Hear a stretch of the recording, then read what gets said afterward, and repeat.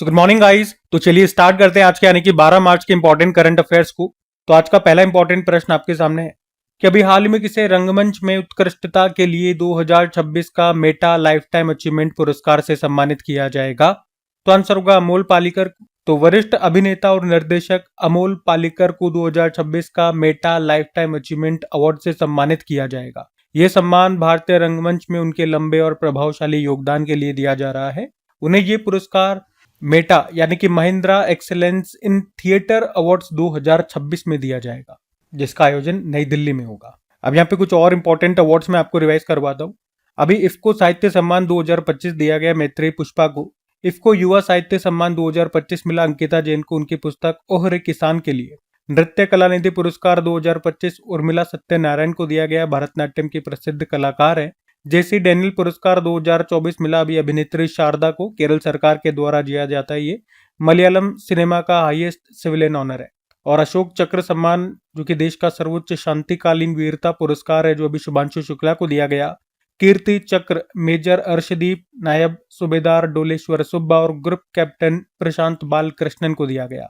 और भारत के प्रधानमंत्री नरेंद्र मोदी को यरूशलेम में इजराइल का सर्वोच्च संसदीय सम्मान speaker of the Knesset medal से सम्मानित किया गया। वे ये सम्मान पाने वाले पहले वैश्विक नेता बन गए। अर्थशॉट प्राइज 2026 का आयोजन अभी मुंबई में होगा। एक एनजीओ है एजुकेट गर्ल्स, उसके संस्थापक है सफीना हुसैन। उनको भी 2026 के time women of the year की सूची में शामिल किया गया। और पिछले साल इनको रेमन मैग्सेसे पुरस्कार भी मिला था। ये एनजीओ राजस्थान का है। और अभी एस्मंड बी मार्टिन 2026 पुरस्कार जीतने वाले पहले भारतीय बनी थी कौन? डॉक्टर कृति कारंत। उसके अलावा अभी हमने पढ़ा था कि कृष्णमूर्ति वी सुब्रमण्यम यानी कि के वी सुब्रमण्यम अभी शिकागो यूनिवर्सिटी का प्रतिष्ठित alumni award for professional achievement जीतने वाले पहले भारतीय अर्थशास्त्री बने थे। ठीक है, ये सारे 2026 के इंपॉर्टेंट अवार्ड से ध्यान में रखना। अगला प्रश्न देखते हैं। फिर अगले में पूछ रहे हैं, हाल ही में द्विवार्षिक आर्कटिक मिलिट्री अभ्यास जिसका नाम है कोल्ड रिस्पॉन्स, अभी किसने इसको शुरू किया? कौन इसका आयोजन कर रहा है? तो आंसर होगा नाटो। कौन सा एक्सरसाइज है भैया? Cold response 2026। नाटो का एक प्रमुख द्विवार्षिक अभ्यास है, मतलब हर 2 साल में होता है ये। अभी 9 मार्च को शुरू हुआ, 19 मार्च तक ये चलेगा। कहां पर? नॉर्वे और फिनलैंड में। इसमें अत्यधिक ठंड में सामूहिक रक्षा का प्रशिक्षण किया जा रहा है। मतलब सैनिकों को बहुत ठंडे, बर्फीले और कठिन आर्कटिक वातावरण में युद्ध और ऑपरेशन करने का प्रशिक्षण यहाँ पे दिया जाता है। इसमें आर्मी, नेवी और एयरफोर्स तीनों मिलकर के संयुक्त अभ्यास करती है। तो इसमें 14 देशों के 25,000 सैनिकों ने हिस्सा लिया। आप कह सकते हो ये एक आर्कटिक मिलिट्री अभ्यास है जिसका उद्देश्य है आर्कटिक क्षेत्र में पकड़ मजबूत करना। बाकी नाटो की अगर बात करते हैं, नाटो मतलब नॉर्थ अटलांटिक ट्रीटी ऑर्गेनाइजेशन। स्थापना होती है 4 अप्रैल 1949, headquarter Brussels Belgium. Secretary general है मार्क रुट्टे, जो कि नीदरलैंड के हैं। नीदरलैंड के पहले ये प्रधानमंत्री भी रह चुके हैं। अभी नाटो का 32वां नवीनतम सदस्य देश स्वीडन बना था, उससे पहले 31वां फिनलैंड बना। और आपको याद हो पिछले साल जो नाटो समिट हुआ था वो हैग नीदरलैंड में हुआ था। आपको बताऊं, नाटो ये वर्ष 2025 में अपना उत्तरी भूमि कमान इसने स्थापित किया फिनलैंड में। नाटो ने अपना रसद मुख्यालय कहां पर स्थापित किया? स्वीडन में, स्वीडन के एनकॉपिंग शहर में। और अभी नाटो ने आर्कटिक सेंट्री नाम से एक नया मिलिट्री मिशन भी शुरू किया था। ठीक है, तो ये सारी बातें ध्यान में रखना। अगला प्रश्न देखते हैं। फिर अगले में पूछ रहे हैं, अभी हाल ही में ग्रामीण घरों में हाई स्पीड इंटरनेट देने के लिए अभी प्रोजेक्ट गंगा किसने शुरू किया? तो आंसर होगा उत्तर प्रदेश ने। तो अभी उत्तर प्रदेश सरकार ने ग्रामीण और अर्ध शहरी क्षेत्रों के 20 लाख से अधिक घरों में हाई स्पीड इंटरनेट पहुंचाने के लिए ही ये प्रोजेक्ट गंगा को लॉन्च किया है। प्रोजेक्ट गंगा में गंगा का क्या फुल फॉर्म हो गया? Government assisted network for growth and advancement. जिसका लक्ष्य क्या है कि 3 सालों में 20 लाख ग्रामीण घरों को हाई स्पीड ब्रॉडबैंड से जोड़ना। तो ये प्रोजेक्ट हिंदुजा ग्रुप की सहायक कंपनी है, वन ओटीटी एंटरटेनमेंट लिमिटेड और स्टेट ट्रांसफॉर्मेशन कमीशन के सहयोग से इसका आयोजन किया जा रहा है। तो प्रश्न हमारा क्या था कि ग्रामीण घरों में हाई स्पीड इंटरनेट देने के लिए अभी किस राज्य ने प्रोजेक्ट गंगा शुरू किया? तो उत्तर प्रदेश, याद रखना। बाकी उत्तर प्रदेश में आपको लिख करके चलता हूँ, ये रहा मैप में यूपी। कैपिटल लखनऊ हो गई है। मुख्यमंत्री हैं योगी आदित्यनाथ, गवर्नर है आनंदीबेन पटेल। राजकीय पक्षी सारस हो गया, पक्षु है बारहसिंगा, वृक्ष है अशोक, पुष्प है पलाश, फल है आम। नारोरा न्यूक्लियर पावर प्लांट आपको यहाँ मिलेगा, देश का 53वां और उत्तर प्रदेश का चौथा टाइगर रिजर्व है यहाँ पे रानीपुर टाइगर रिजर्व। देश का 33वां और उत्तर प्रदेश का दूसरा एलिफेंट रिजर्व मिलेगा? कौन सा? तराई एलिफेंट रिजर्व। कुछ और करंट अफेयर्स के प्रश्न अगर यहाँ से देखें तो आपको याद होगा दुनिया का पहला सिरेमिक वेस्ट पार्क ये बनाया गया उत्तर प्रदेश के खुर्जा में। इसका नाम है अनोखी दुनिया। ये खुर्जा है ना, उत्तर प्रदेश की सिरेमिक कैपिटल कहा जाता है इसे। भारत स्काउट एंड गाइड्स की 19वीं राष्ट्रीय जम्बूरी लखनऊ यूपी में हुआ। और शिपिंग मंत्री हैं सर्बानंदा सोनोवाल। इन्होंने वाराणसी से भारत का पहला indigenous hydrogen fuel cell vessel launch किया था। और उत्तर प्रदेश सरकार ने आईआईटी रुड़की के साथ मिलकर किसानों के लिए कार्बन क्रेडिट मॉडल को लॉन्च किया। हैदराबाद के बाद लखनऊ ये यूनेस्को की पाक कला श्रेणी क्रिएटिव सिटी ऑफ गैस्ट्रोनॉमी में शामिल होने वाला भारत का दूसरा शहर बन गया। भारत की पहली dedicated forest university Uttar Pradesh के गोरखपुर में बनाई जाएगी। उत्तर प्रदेश के मथुरा की जरी पोशाक को और मेरठ की प्रसिद्ध वाद्य यंत्र जो है बिगुल, इसको जीआई टैग दिया गया अभी। उत्तर प्रदेश आयुष एप्लीकेशन को लॉन्च करेगा आईआईटी कानपुर की मदद से। और पीएम मोदी ने अभी 25 दिसंबर 2025 को अटल जी की 101वीं जयंती में उत्तर प्रदेश के लखनऊ में राष्ट्र प्रेरणा स्थल का लोकार्पण किया था।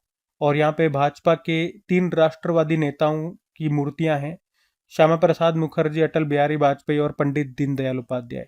हाइट 65 फुट है सबकी। उत्तर प्रदेश के गोरखपुर में भारत का पहला वन विश्वविद्यालय बनेगा। भारत की पहली विस्टाडोम जंगल सफारी ट्रेन उत्तर प्रदेश में शुरू की गई। और उत्तर प्रदेश में कल्याण सिंह नगर नाम का 76वां जिला बनेगा। ठीक है, तो ये सारे पॉइंट्स आप उत्तर प्रदेश से याद रखना। अगला प्रश्न देखते हैं।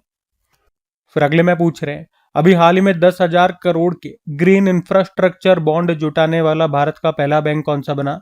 तो आंसर होगा बैंक ऑफ बड़ौदा। तो 10,000 करोड़ रुपए के ग्रीन इंफ्रास्ट्रक्चर बॉन्ड जुटाने वाला अभी भारत का पहला बैंक बन गया है बैंक ऑफ बड़ौदा। तो अभी बैंक ऑफ बड़ौदा ने long term green infrastructure bond जारी करके 10,000 करोड़ रुपए जुटाए हैं। 7 सालों के लिए ये राशि जुटाई गई है। तो ये घरेलू बाजार में ग्रीन बॉन्ड जारी करने वाला भारत का पहला बैंक है, इसलिए भी प्रश्न इंपॉर्टेंट है। और इसने ये जो राशि जुटाई है, राशि इकट्ठा की है 10,000 करोड़ रुपए। इसे नवीकरणीय ऊर्जा यानी कि रिन्यूएबल एनर्जी और पर्यावरण अनुकूल इंफ्रास्ट्रक्चर परियोजनाओं में प्रोजेक्ट्स में इस राशि का इस्तेमाल करेगा। अच्छा, बैंक ऑफ बड़ौदा की बात करें तो स्थापना होती है 1908 में। हेडक्वार्टर मिलेगा वडोदरा गुजरात। एमडी सीईओ देवदत्त चंद। और टैगलाइन होती है इंडियाज इंटरनेशनल बैंक। ठीक है, तो ये ध्यान में रखना। अगला प्रश्न देखते हैं। फिर अगले में पूछ रहे हैं, हाल ही में भारतीय सेना का उप सेना प्रमुख वाइस चीफ किसे नियुक्त किया गया? तो आंसर होगा धीरज सेठ को। तो लेफ्टिनेंट जनरल धीरज सेठ को इंडियन आर्मी का वाइस चीफ नियुक्त किया गया है। वर्तमान में वो पुणे स्थित सदर्न आर्मी कमांड के general officer commanding in chief है। और यहाँ पे वो किसका स्थान लेंगे? पुष्पेंद्र पाल सिंह का। पुष्पेंद्र पाल सिंह के बारे में हमने पिछले साल ही पढ़ा था। पिछले साल ही वो आर्मी के वाइस चीफ बने थे, लेकिन अब उनके स्थान पे धीरज सेठ आ गए हैं। देखो, इंडियन आर्मी की अगर बात करते हैं तो इसकी जो स्थापना होती है ईस्ट इंडिया कंपनी के द्वारा की गई थी 1 अप्रैल 1895 को, 1895। लेकिन हम इंडियन आर्मी डे कब मनाते हैं याद रखना, 15 जनवरी को, क्योंकि 15 जनवरी 1949 को हमारे पहले जो इंडियन आर्मी चीफ बने थे फील्ड मार्शल KM करियप्पा बने थे, इसीलिए 15 जनवरी को इंडियन आर्मी डे होता है। और इसका मोटो होता है सेवा परमो धर्म, सर्विस बिफोर सेल्फ। और आर्मी चीफ कौन है? उपेंद्र द्विवेदी हैं। अब हमारे जो वाइस चीफ हैं वो बन गए हैं धीरज सेठ। और याद रखना, भारतीय सेना ने 2026 को year of network and data centricity यानी कि नेटवर्किंग एवं डेटा केंद्रितता का वर्ष घोषित किया है। अभी भारतीय सेना ने भैरव नाम से एक स्पेशल फोर्स का भी गठन किया था जो कि ड्रोन युद्ध में माहिर है। और अभी DRDO ने सैनिकों के लिए पोर्टेबल जल शुद्धिकरण प्रणाली स्वदेश को बनाया है। ये क्या करती है? खारे पानी को मीठे पानी में बदलती है। ये तो वैसे इंडियन आर्मी की बात हो गई। वैसे आप ये भी ध्यान रखना, हमारे जो नेवल चीफ है वो दिनेश कुमार त्रिपाठी और एयर चीफ मार्शल है अमरप्रीत सिंह। और उसी तरह से हमारी नौसेना में जो वाइस चीफ है उनका नाम है संजय वात्सायन।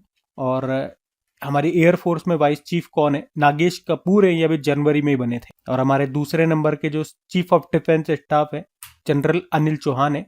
आर्मी डे 15 जनवरी हो गया, नौसेना दिवस 4 दिसंबर और एयरफोर्स डे 8 अक्टूबर होता है। ठीक है, अब एक्चुअली में ये नियुक्ति वाला प्रश्न है, तो कुछ नियुक्तियां ही मैं आपको अपॉइंटमेंट रिवाइज करवाता हूँ। आपको याद है हमारे मुख्य चुनाव आयुक्त चीफ इंफॉर्मेशन कमिश्नर बने थे राजकुमार गोयल। कोल इंडिया के CMD B Sairam. Press club of India की पहली महिला अध्यक्ष बनी संगीता बरुआ। और national rifle association of India के प्रेसिडेंट बने कलिकी सिंह देव। ओएनजीसी के अध्यक्ष अरुण कुमार सिंह कार्यकाल बढ़ाया गया था। सीबीआईसी के नए चेयरमैन विवेक चतुर्वेदी, इंटरपोल के प्रेसिडेंट लुकास फिलिप फ्रांस से हैं और भारतीय महिला बॉक्सिंग टीम के नए कोच बने सैंटियागो नेविया। वर्ष 2026 के लिए इंटरनेशनल आइडिया के अध्यक्ष, आइडिया मतलब institute for democracy and electoral assistance, इसके अध्यक्ष बने ज्ञानेश कुमार, जो कि हमारे चीफ इलेक्शन कमिश्नर हैं। और नासा के अभी नए चीफ बने थे, जारेड साकमेन नाम है। और United nation high commissioner for refugees के नए अध्यक्ष बरहम सलाह बने। National legal services authority NALSA के एग्जीक्यूटिव चेयरमैन बने जस्टिस विक्रमनाथ। और भारत में पहला एआई इंडस्ट्री एसोसिएशन का जो पहला प्रेसिडेंट बनाया गया विजय कलियंत्रिक, और इसका मुख्यालय मुंबई में है। वर्ल्ड बॉक्सिंग के नए प्रेसिडेंट गेनाडी गोलविकिन बने, कजाकिस्तान से हैं ये। ठीक है, ये सारे नियुक्तियां हैं, ध्यान में रखना। अगला प्रश्न देखते हैं। फिर अगले में पूछ रहे हैं, हाल ही में भारत में कार्यरत परमाणु ऊर्जा संयंत्र की प्रमुख बनने वाली पहली महिला कौन बनी है? तो आंसर होगा आर.एम.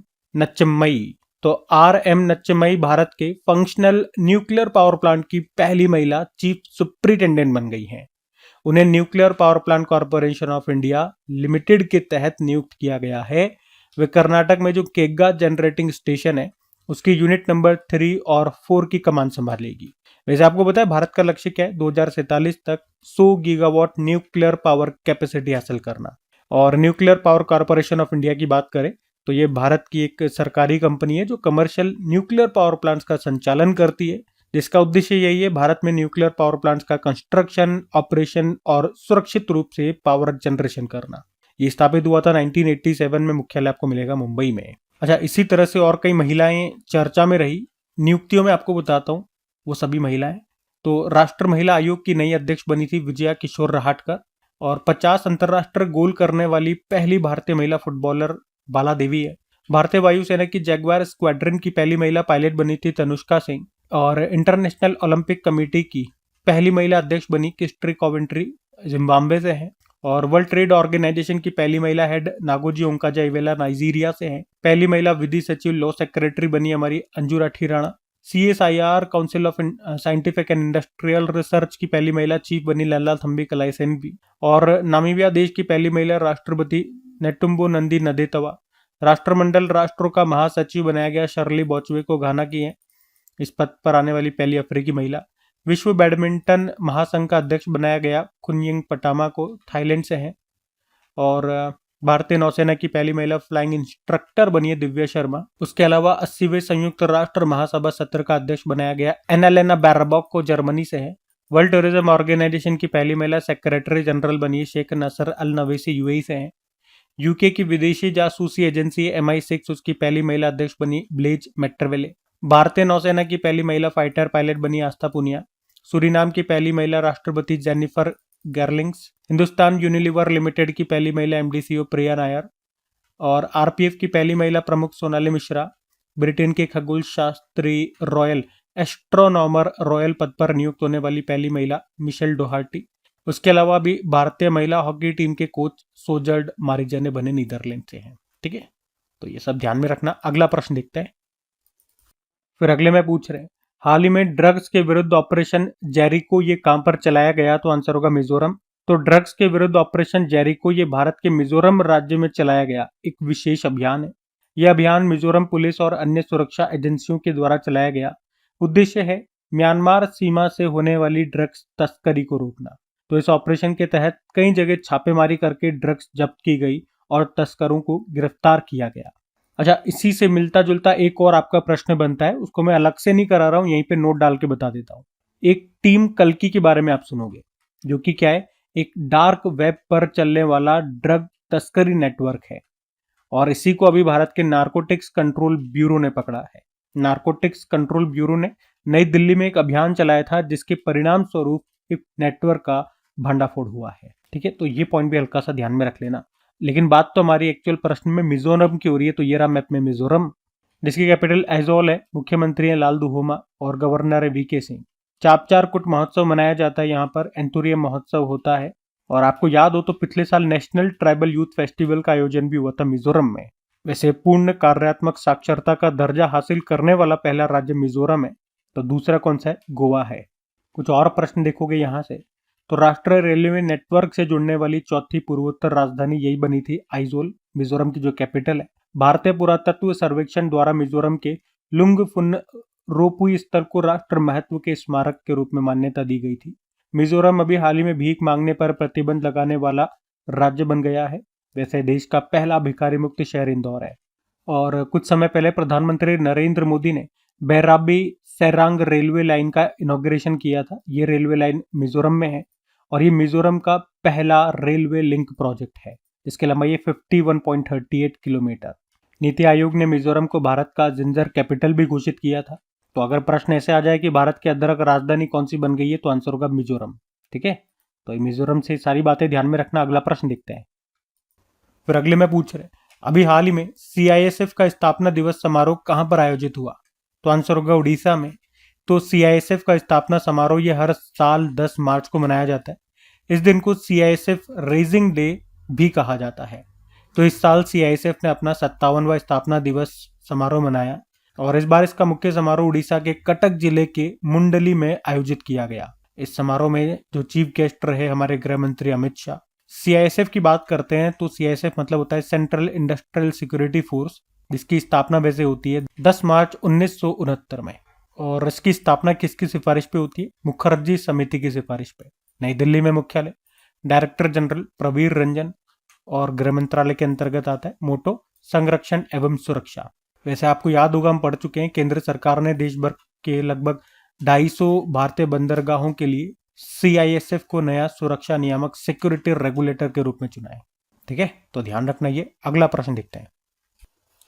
फिर अगले में पूछ रहे हैं अभी हाल ही में धूम्रपान निषेध दिवस 2026 कब मनाया गया तो आंसर होगा 11 मार्च को। ये इंपॉर्टेंट प्रश्न एग्जाम में पूछा जाता है, ये वाला डे वाला प्रश्न।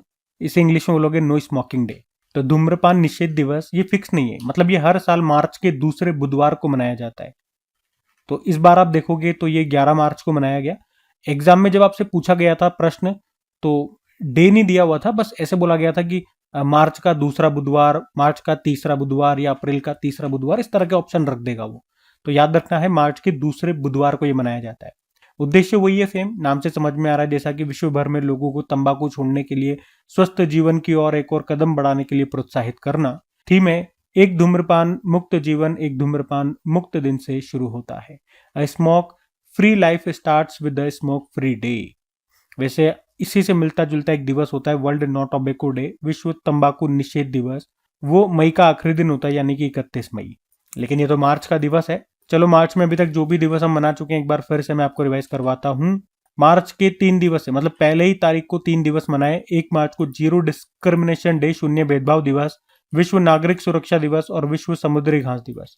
3 मार्च को विश्व वन्यजीव दिवस, 3 मार्च को विश्व श्रवण दिवस वर्ल्ड हियरिंग डे, 4 मार्च को राष्ट्रीय सुरक्षा दिवस, 4 मार्च को वर्ल्ड ओबेसिटी डे विश्व मोटापा दिवस, 5 मार्च को अंतर्राष्ट्रीय निरस्त्रीकरण और अप्रसार जागरूकता दिवस, 7 मार्च को जन औषधि दिवस, 8 मार्च को अंतर्राष्ट्रीय महिला दिवस, 10 मार्च को अंतर्राष्ट्रीय महिला न्यायाधीश दिवस के रूप में भी मनाया गया। और आज हमने देखा 11 मार्च को धूम्रपान निषेध दिवस इस बार मना रहे हैं।